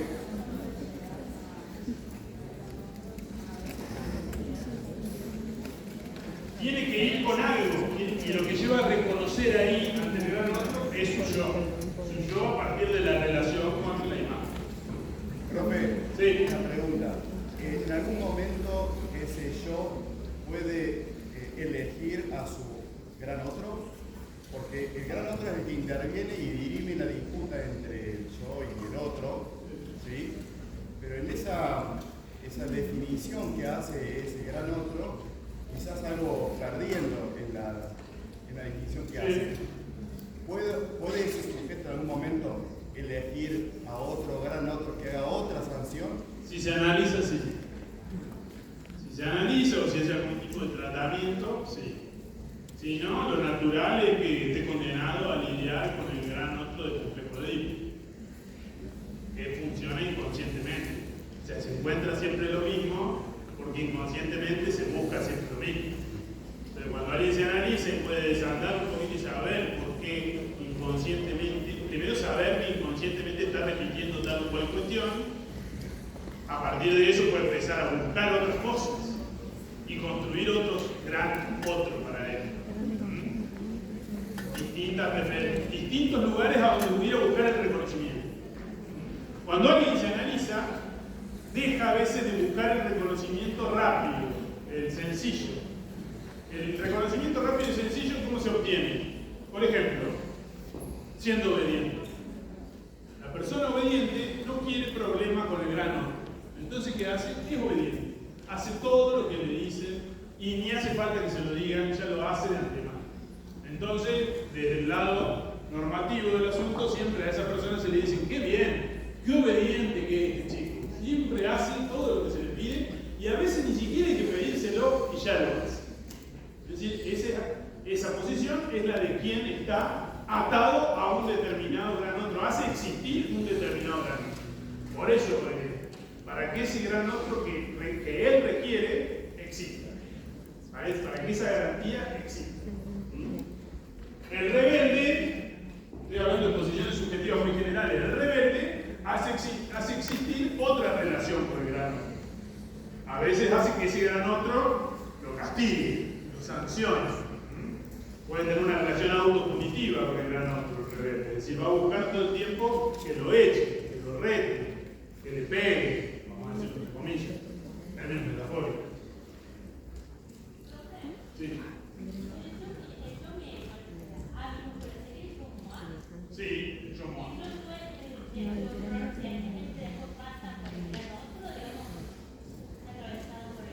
Yo tengo un amigo que se llama Josué. Ese es el que dice usted el yo-ye. El yo-ye, y ahora lo vamos a ver. Vamos a ver la definición. Este sería el yo-moi, que es el yo instancia psíquica. Esa definición viene del francés. En francés, cuando se pregunta por alguien, cuando se pregunta, por ejemplo, ¿quién asistió a la clase de psicopatología de la tarde? Y uno quiere decir, yo en un sentido personal dice moi. Hasta ahí estamos. El yo-ye se utiliza en términos genéricos, como un shifter, como un indicador de que se está hablando, pero no se sabe quién es. No es alguien que dice ese soy yo, sino que se utiliza para explicar que alguien lo hizo. Entonces es genérico. Es más similar, como por ejemplo, si alguno de ustedes va y toca el portero en mi casa, y yo atiendo y pregunto, ¿quién es? Y me dice, yo, es indefinido, es indeterminado, no sé quién es, entonces ahí dice yo, está en función de yo-ye, como algo indefinido, como algo gramatical, como algo que es puro del lenguaje. En cambio, el moi tiene una entidad. En el moi estoy identificado a ese que digo que soy. Hay un proceso psíquico distinto. ¿Se entiende? Lo otro es gramatical. Tiene una función gramatical. En francés, muchas veces, para decir el verbo, le tienen que agregar o no la partícula ye, pero el término genérico, como un indicador. No para decir que hay alguien ahí, sino, en todo caso, que hay un autor de eso, pero no quién es ese. ¿Entiende? No da cuenta de quién es ese. En cambio, el moi da cuenta de quien dice moi se está identificando. Soy yo. Es distinto como si alguien dice acá yo estoy dando vuelta y alguien dice yo no entiendo nada. No debe ser uno, debe ser varios. Yo no entiendo nada. Yo me doy vuelta y no sé cuál es. Porque yo lo represento todo. Ese yo de yo no entiendo nada cuando estoy dando vuelta son todos. Es genérico. Y yo lo que puedo saber a partir de ahí no es quién no entiende nada, sino que hay alguien que no entiende nada. Lo mismo que si yo digo, sin mirar, cierro los ojos y digo, ¿quién estudió? Y uno dice yo, y dice, bueno, hay uno, yo lo que sé a partir de ahí es que hay uno que estudió. Pero no sé quién. En cambio yo pregunto mirándolo, ¿quién estudió? Yo sé que es ese. Identificó ese lugar, ahí funciona como moi. Cuando está en términos genéricos, gramatical y demás, en francés sería el ye. Por eso, vamos a ir ahí, voy a buscar el reconocimiento del otro, o que me diga algo acerca de esta relación entre yo y el otro, voy a buscar el reconocimiento acá, y de acá eso vuelve como un quiasma, como un entrecruzamiento, eso vuelve a la posición de inicio, pero para dividir al ello, para dividir esa idea primordial del sujeto místico del goce. ¿Por qué para dividirlo? Porque cuando yo voy a buscar acá saber qué soy para ese otro, lo que ese otro me devuelve en términos de lenguaje no necesariamente es lo que yo creía que era. Por eso entonces, acá hay una relación de reconocimiento y de desconocimiento. ¿Por qué? Porque yo me reconozco en la imagen, yo me veo al espejo, como decía recién, me veo al espejo. Lamentablemente, cae un viejo, pero me veo al espejo. Me levanto a la mañana y me miro al espejo, veo que soy yo, pero ¿qué veo? Que digamos que lo que yo tengo, digamos, que mi lado izquierdo aparece en el lado derecho, nosotros ya estamos cruzados con el espejo, ¿no? Me reconozco en algunas cosas, pero también si el espejo tiene que ver, no sé si vieron que los espejos cuando se ponen viejos empiezan a tener como una ondulación, ¿no? Entonces con el juego de los espejos en Parque Sarmiento, ahí en el zoológico, uno ingresa y ve que el espejo no siempre es fidedigno a la imagen que uno. Es decir que así como me reconozco en eso, es decir que ahí hay algo mío, también me desconozco, porque esa imagen es mi reflejo, pero no soy yo. Por ejemplo, si yo tengo frío, la imagen no tiene frío. Si yo tengo calor, a no ser que se trasunte algo de imagen. Si yo tengo dolor de estómago, por ejemplo, y me miro en el espejo y en la imagen no se ve el dolor de estómago, que es lo que yo estoy sintiendo. Entonces hay siempre un doble movimiento de reconocimiento y de desconocimiento con esa imagen. Había un cuadro muy famoso de un pintor francés que se llama René Magritte, que pinta una pipa muy detallada y anota ce n'est pas una pipa. Es decir, esto no es una pipa. Porque estaba en una época donde la pintura se estaba cuestionando el hecho de ser o no ser representativo de la realidad del mundo. Es decir, la pintura tiene la obligación de representar el mundo tal como es, y si la tiene, aún así tiene que aclarar que eso que está haciendo es una representación del mundo, no es el mundo. Ahora con los medios audiovisuales nos pasa todo el tiempo. Está lleno de fakes. El fake sería eso. La representación de la cosa no es la cosa. La representación de la pipa, la pintura de la pipa, no es la pipa. Por ejemplo, eso es lo que quiere decir Maravilla. Por más que pretendamos con la pintura ser muy representativos, ser lo más representativos que podamos ser, nunca vamos a poder emular aquello que estamos pintando. Siempre va a ser, por eso esto no es una pipa, es la pintura de una pipa. Bueno, eso no es tu cuerpo, es la imagen de tu cuerpo. Entonces, vivimos como con imágenes virtuales de las cosas. ¿Y sí? ¿La caverna de Platón? Es como cuando, por ejemplo, te sacas una selfie y la volteas, o sea, no le tiras la Sí. cámara y te das cuenta que no. No. Me cambio. Ya asustás. ¿Ese soy yo? Bueno, lo que se pedía es un fenómeno de desconocimiento. Así como la foto y la foto, los videos, sobre todo, no sé si han visto videos donde los filmen a ustedes. ¿Qué sucede? En el espejo nosotros nos vemos todo el tiempo en 2D, en 2 dimensiones, ¿cierto? No vemos la profundidad. O sea, para ver la profundidad tenemos que verlo en una especie, en un juego de espejo. Pero si no, nosotros nos vemos en alto y ancho, digamos, ¿cierto? La imagen. No vemos la profundidad. Cuando nos vemos en una filmación, nos vemos movernos, nos vemos de acá, nos vemos de acá, de acá. Nos vemos de lugares que no tenemos del todo simbolizados en nuestro propio cuerpo. ¿Quién puede decir yo tengo perfectamente simbolizada la estructura de mi espalda? Como hace, tendría que haber estado mirando. O sea, hay gente que sí, que se saca fotos, no sé, los fisicoculturistas y demás, pero después hay que hacer todo un trabajo para poder saber qué es lo que uno tiene en la espalda. O sea, ¿qué tanto podemos conocer del mundo si no conocemos ni siquiera nuestra propia espalda? Por decirlo de alguna manera. ¿Y las personas no videntes ese proceso que produce mediado por la palabra? Exactamente. Las personas no videntes, el proceso se produce mediado por la palabra y también por la propia percepción, por sentir el cuerpo, por sentir los límites del cuerpo. Con la palabra también se contornea el cuerpo del otro. Ahí están los bracitos de la mamá, qué lindos los bracitos que son. Y esta patita de quién es, que tocan el pie, y el juego de los deditos de su pie, chiquito.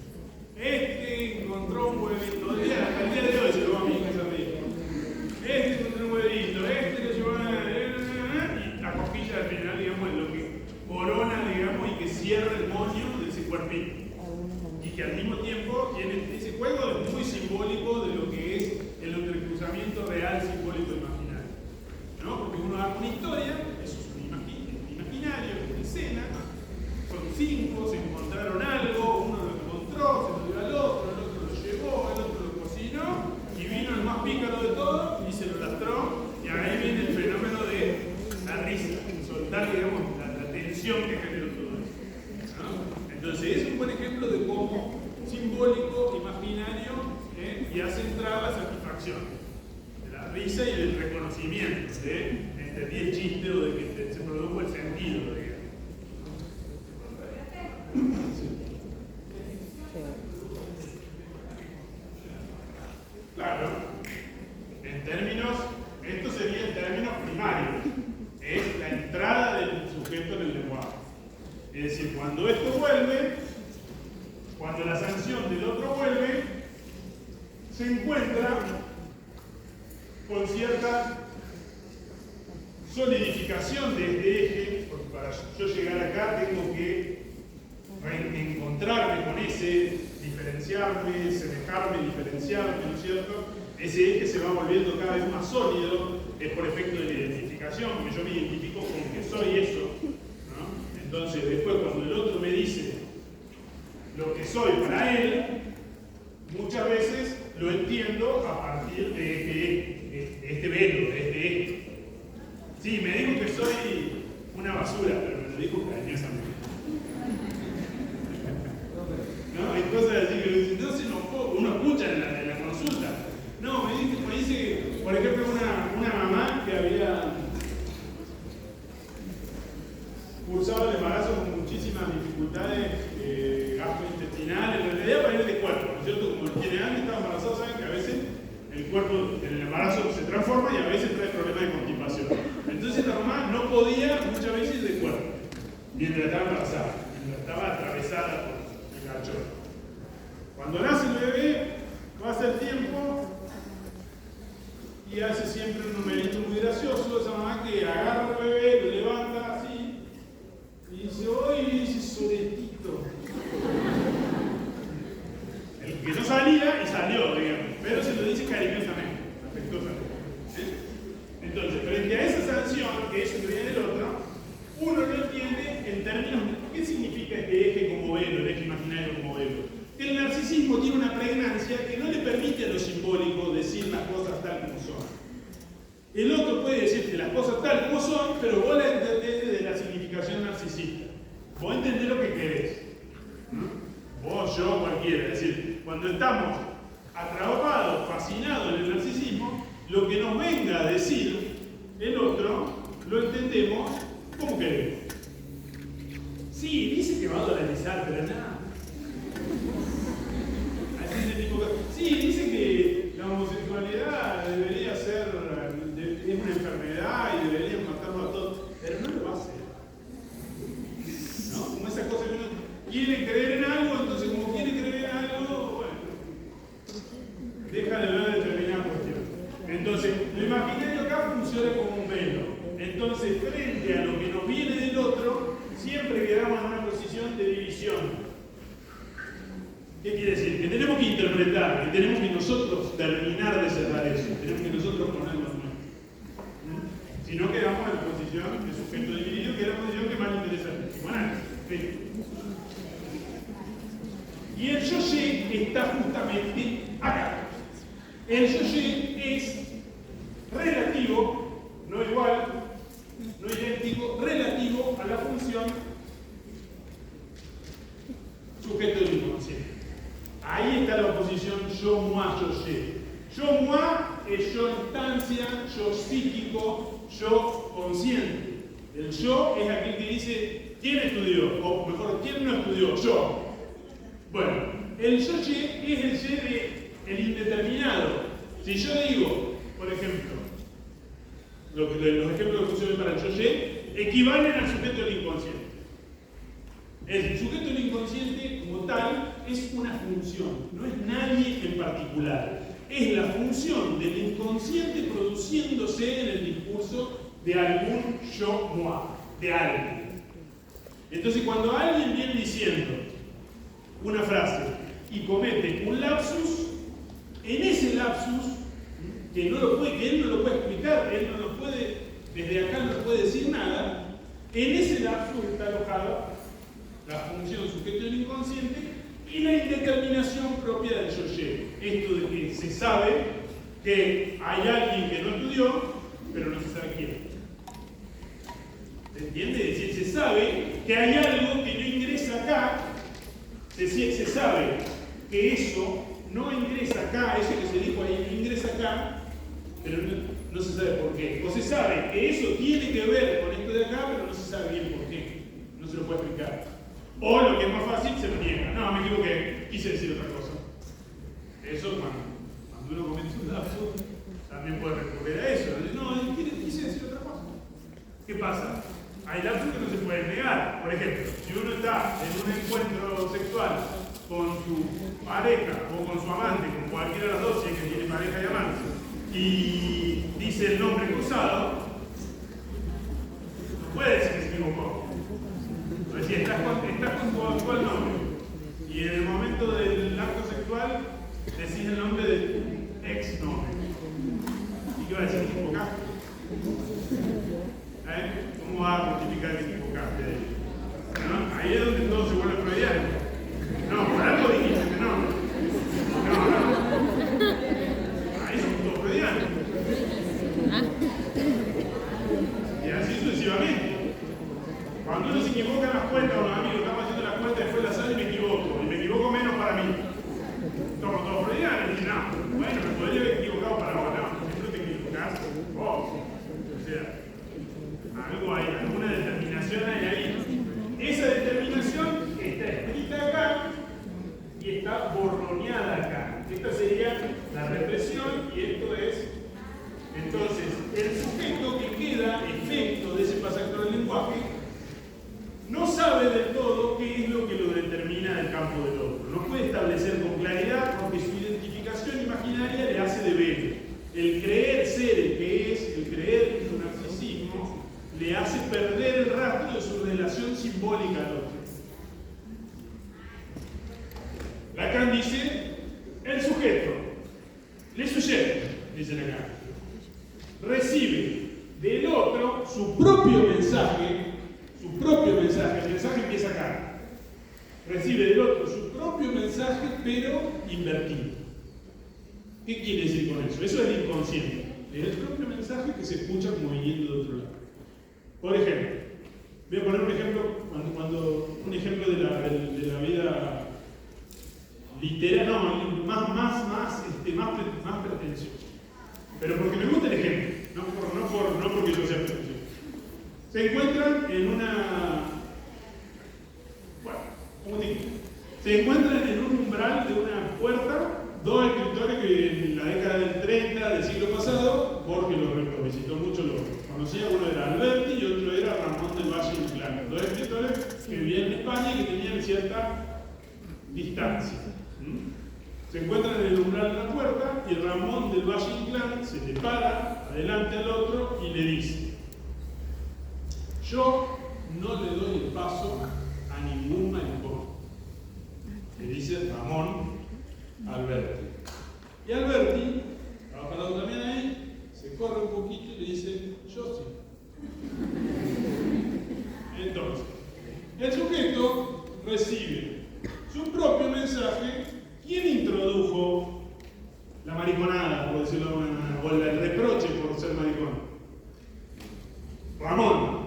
Entonces a Ramón le vuelve, porque él introdujo en un encuentro de estos, tac, tac, por agresividad, ¿no es cierto? Porque quiso atacar el punto de alienación del otro, que era medio afeminado, que no era tan macho como él, no sé qué carajo. Entonces, queriendo atacar eso, le rebotó, porque él es el que introduce ese término en el diálogo. Y nadie había hablado de eso. Le dice: buenos días, buenas tardes, paso usted. ¿Sí? No había por qué hablar de eso ahí. El que lo introdujo, desde su determinación inconsciente, Ramón no sabe que ese término tiene más que ver con él que con la conducta de veneramiento del otro o lo que fuera del otro que a él le molesta. Y lo que del otro a él le molesta porque tiene que ver con él. Claro, porque tiene que ver con él. Entonces, es ahí donde se establece la relación de intersubjetividad entre el semejante y la búsqueda de reconocimiento acá. Ramón intenta pararse en ese lugar para, digamos, ¿no es cierto?, someter, digamos, a reconocer su posición desconociendo la del semejante, y termina él no sabiendo dónde está parado, porque el otro le gana la partida con el lenguaje. Que además hay una disputa entre dos escritores que es como una daga terminal. ¿Pasamos? Digamos. En todo caso le dice: eso que estoy diciendo tiene que ver con vos, no conmigo. Así que pasa tranquilo y anda a hablar con alguien. Se ve que te están pasando cosas. Pasa. Bien, entonces, para continuar, habíamos dicho que tenemos en la década del 30 y del 40 una predominancia del trabajo sobre el eje imaginario. En la década del 50 y del 60 lo escribimos a los tres registros, lo escribimos S y R, porque lo que predomina ahí es el registro simbólico. Por eso Lacan ahí estudia la estructura del significante, que lo van a ver hoy en el RAC, que ya lo deben haber visto, la estructura de las articulaciones del significante, el campo del lenguaje, la metáfora, la metonimia, el significado. Si no lo ven, lo ven acá escribir. Ahí hay una conferencia desde el año 53 que se llama Freud en el siglo,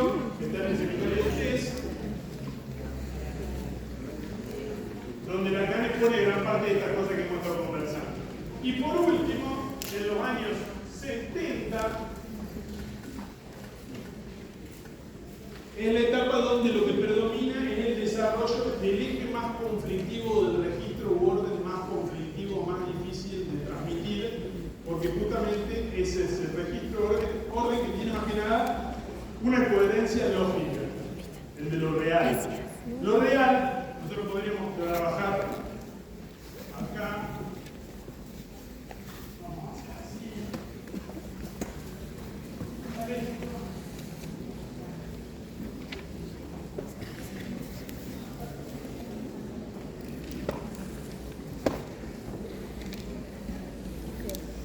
A lo largo de estas tres etapas del tratamiento de lo real, lo simbólico e imaginario de Lacan, estos tres momentos,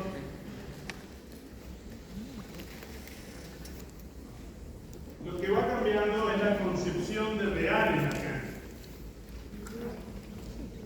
En estos dos momentos iniciales, de lo que se trata más que nada es la articulación de lo imaginario y lo simbólico. La realidad humana sería el resultado de esa articulación entre las imágenes y los símbolos que representan las imágenes. La realidad como tal es el resultado de eso. Entonces ahí se confunde a veces real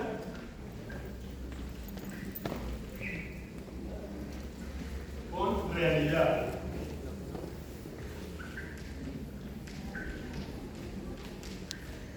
Aquí, en este momento, ya a partir de la década del 60, pero más que nada en los 70, esto ya no se confunde más, porque lo real ya no tiene nada que ver con la realidad. Lo real empieza a ser un imposible lógico. Lo real sería, en ese momento, en el momento de RSI, real, simbólico, imaginario, hay un juego de palabras acá, RSI, así se diría en francés.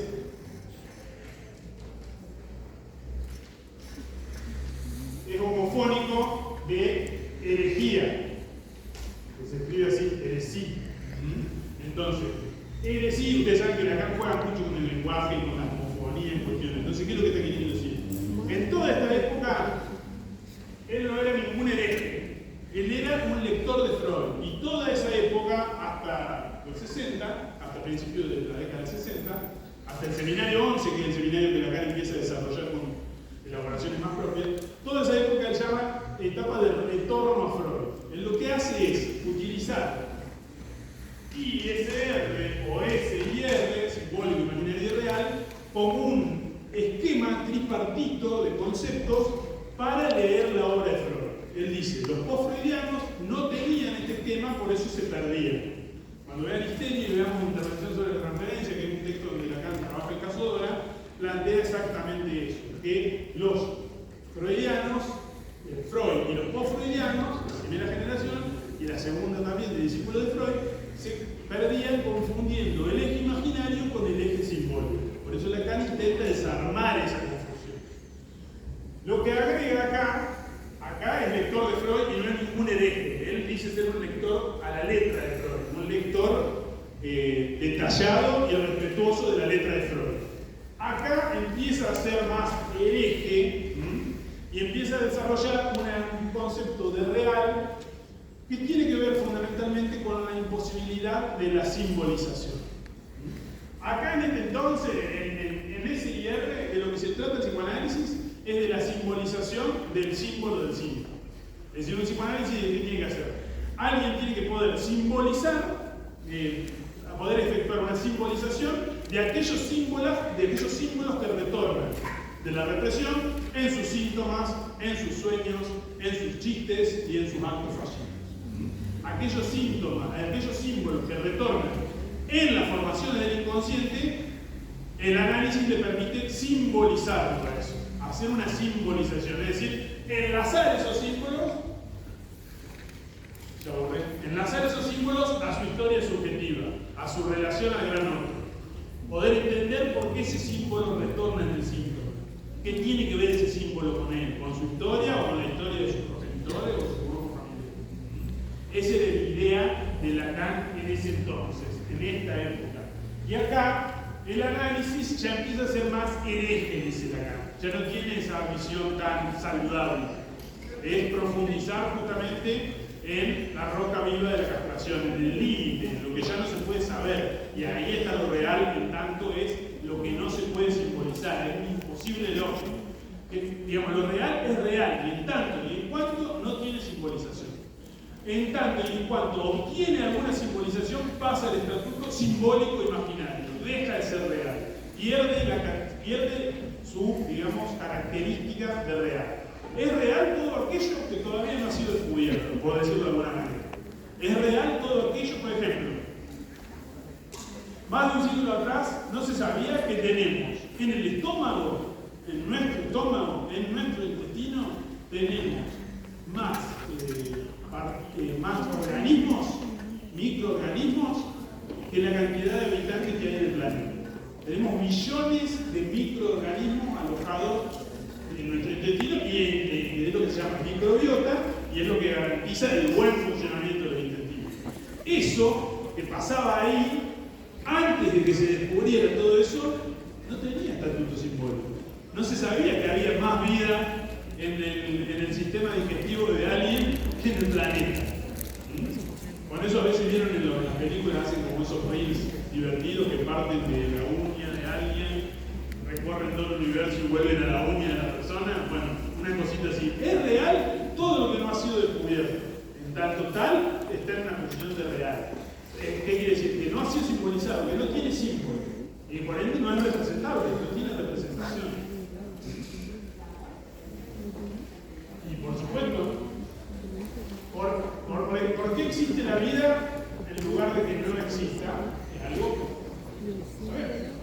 la muerte, digamos, es algo que también hay un símbolo para la muerte, pero la muerte en sí misma, digamos, el dejar de existir, o la falta de conciencia, porque en realidad la muerte también, o sea, la muerte orgánica es posterior a la muerte de la conciencia.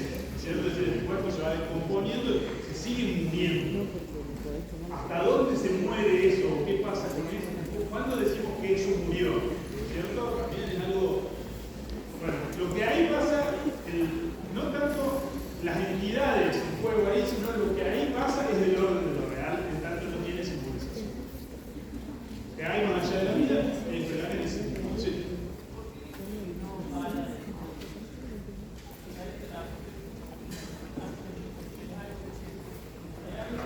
Porque insiste, porque vuelve. Esa es otra definición, hay varias definiciones. Yo tomé como la más explicativa. Una definición de lo real es que lo que vuelve siempre al mismo lugar. Y no tiene explicación por qué vuelve siempre al mismo lugar. Por ejemplo, una determinada circulación de un asteroide, que hace siempre el mismo recorrido. ¿Por qué? ¿Se entiende? Es real, no el asteroide y el recorrido, sino la razón por la cual. Es decir, lo que mueve eso es lo real.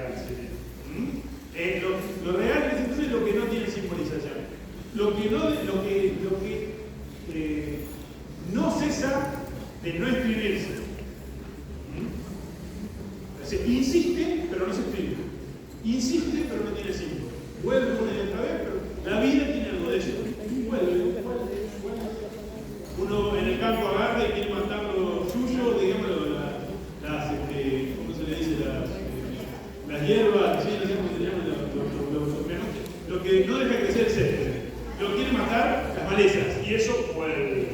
¿De dónde vuelve eso? Bueno, vuelve una y otra vez, digamos. Lo que no se puede simbolizar de eso que vuelve una y otra vez, no en el ejemplo, sino en la vida, es el orden de lo real. Es lo que lo simbólico no alcanza a tocar.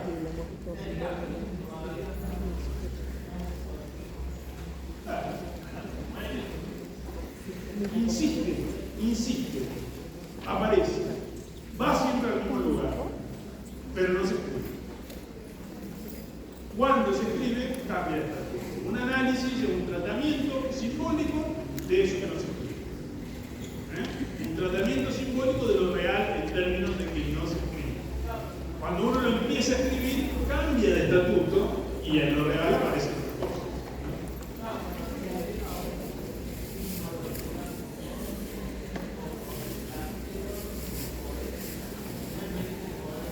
Cuando se le empieza a dar un tratamiento simbólico, también se le da por efecto de las relaciones simbólicas, se produce la significación.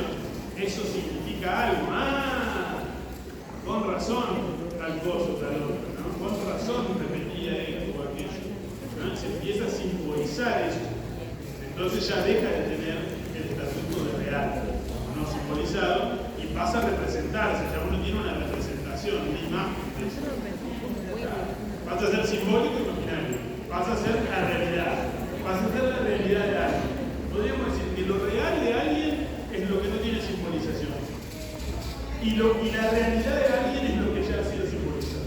Si yo le pregunto a usted por su realidad, me dice, bueno, hoy me levanté a tal hora, fui a tal lado, hice tal cosa, ¿ves? Después vine a la clase acá, me mojé en el camino, esto y aquello. Esa es su realidad. Es lo que usted tiene simbolizado de lo que fue su día. Ahora, si yo quisiera preguntarle a usted por lo real suyo, usted me dice, ¿qué me va a decir? No sé qué decir. Yo le puedo decir, me levanté a tal hora, hice tal cosa, tal otra, pero lo real mío. No puedo decirlo porque no tiene símbolo. Probablemente sea algo que me moleste cada tanto y que no alcance a darme cuenta que es eso lo que me molesta. Entonces, por eso cuando va al análisis me se encuentra muchas veces que, pero la otra vez tal cosa, y esta vez tal otra, y allá hace 2 años tal otra. Se establece la línea, entonces se construye la simbolización de eso que existía, pero que no se escribía. Bueno, hasta que llegamos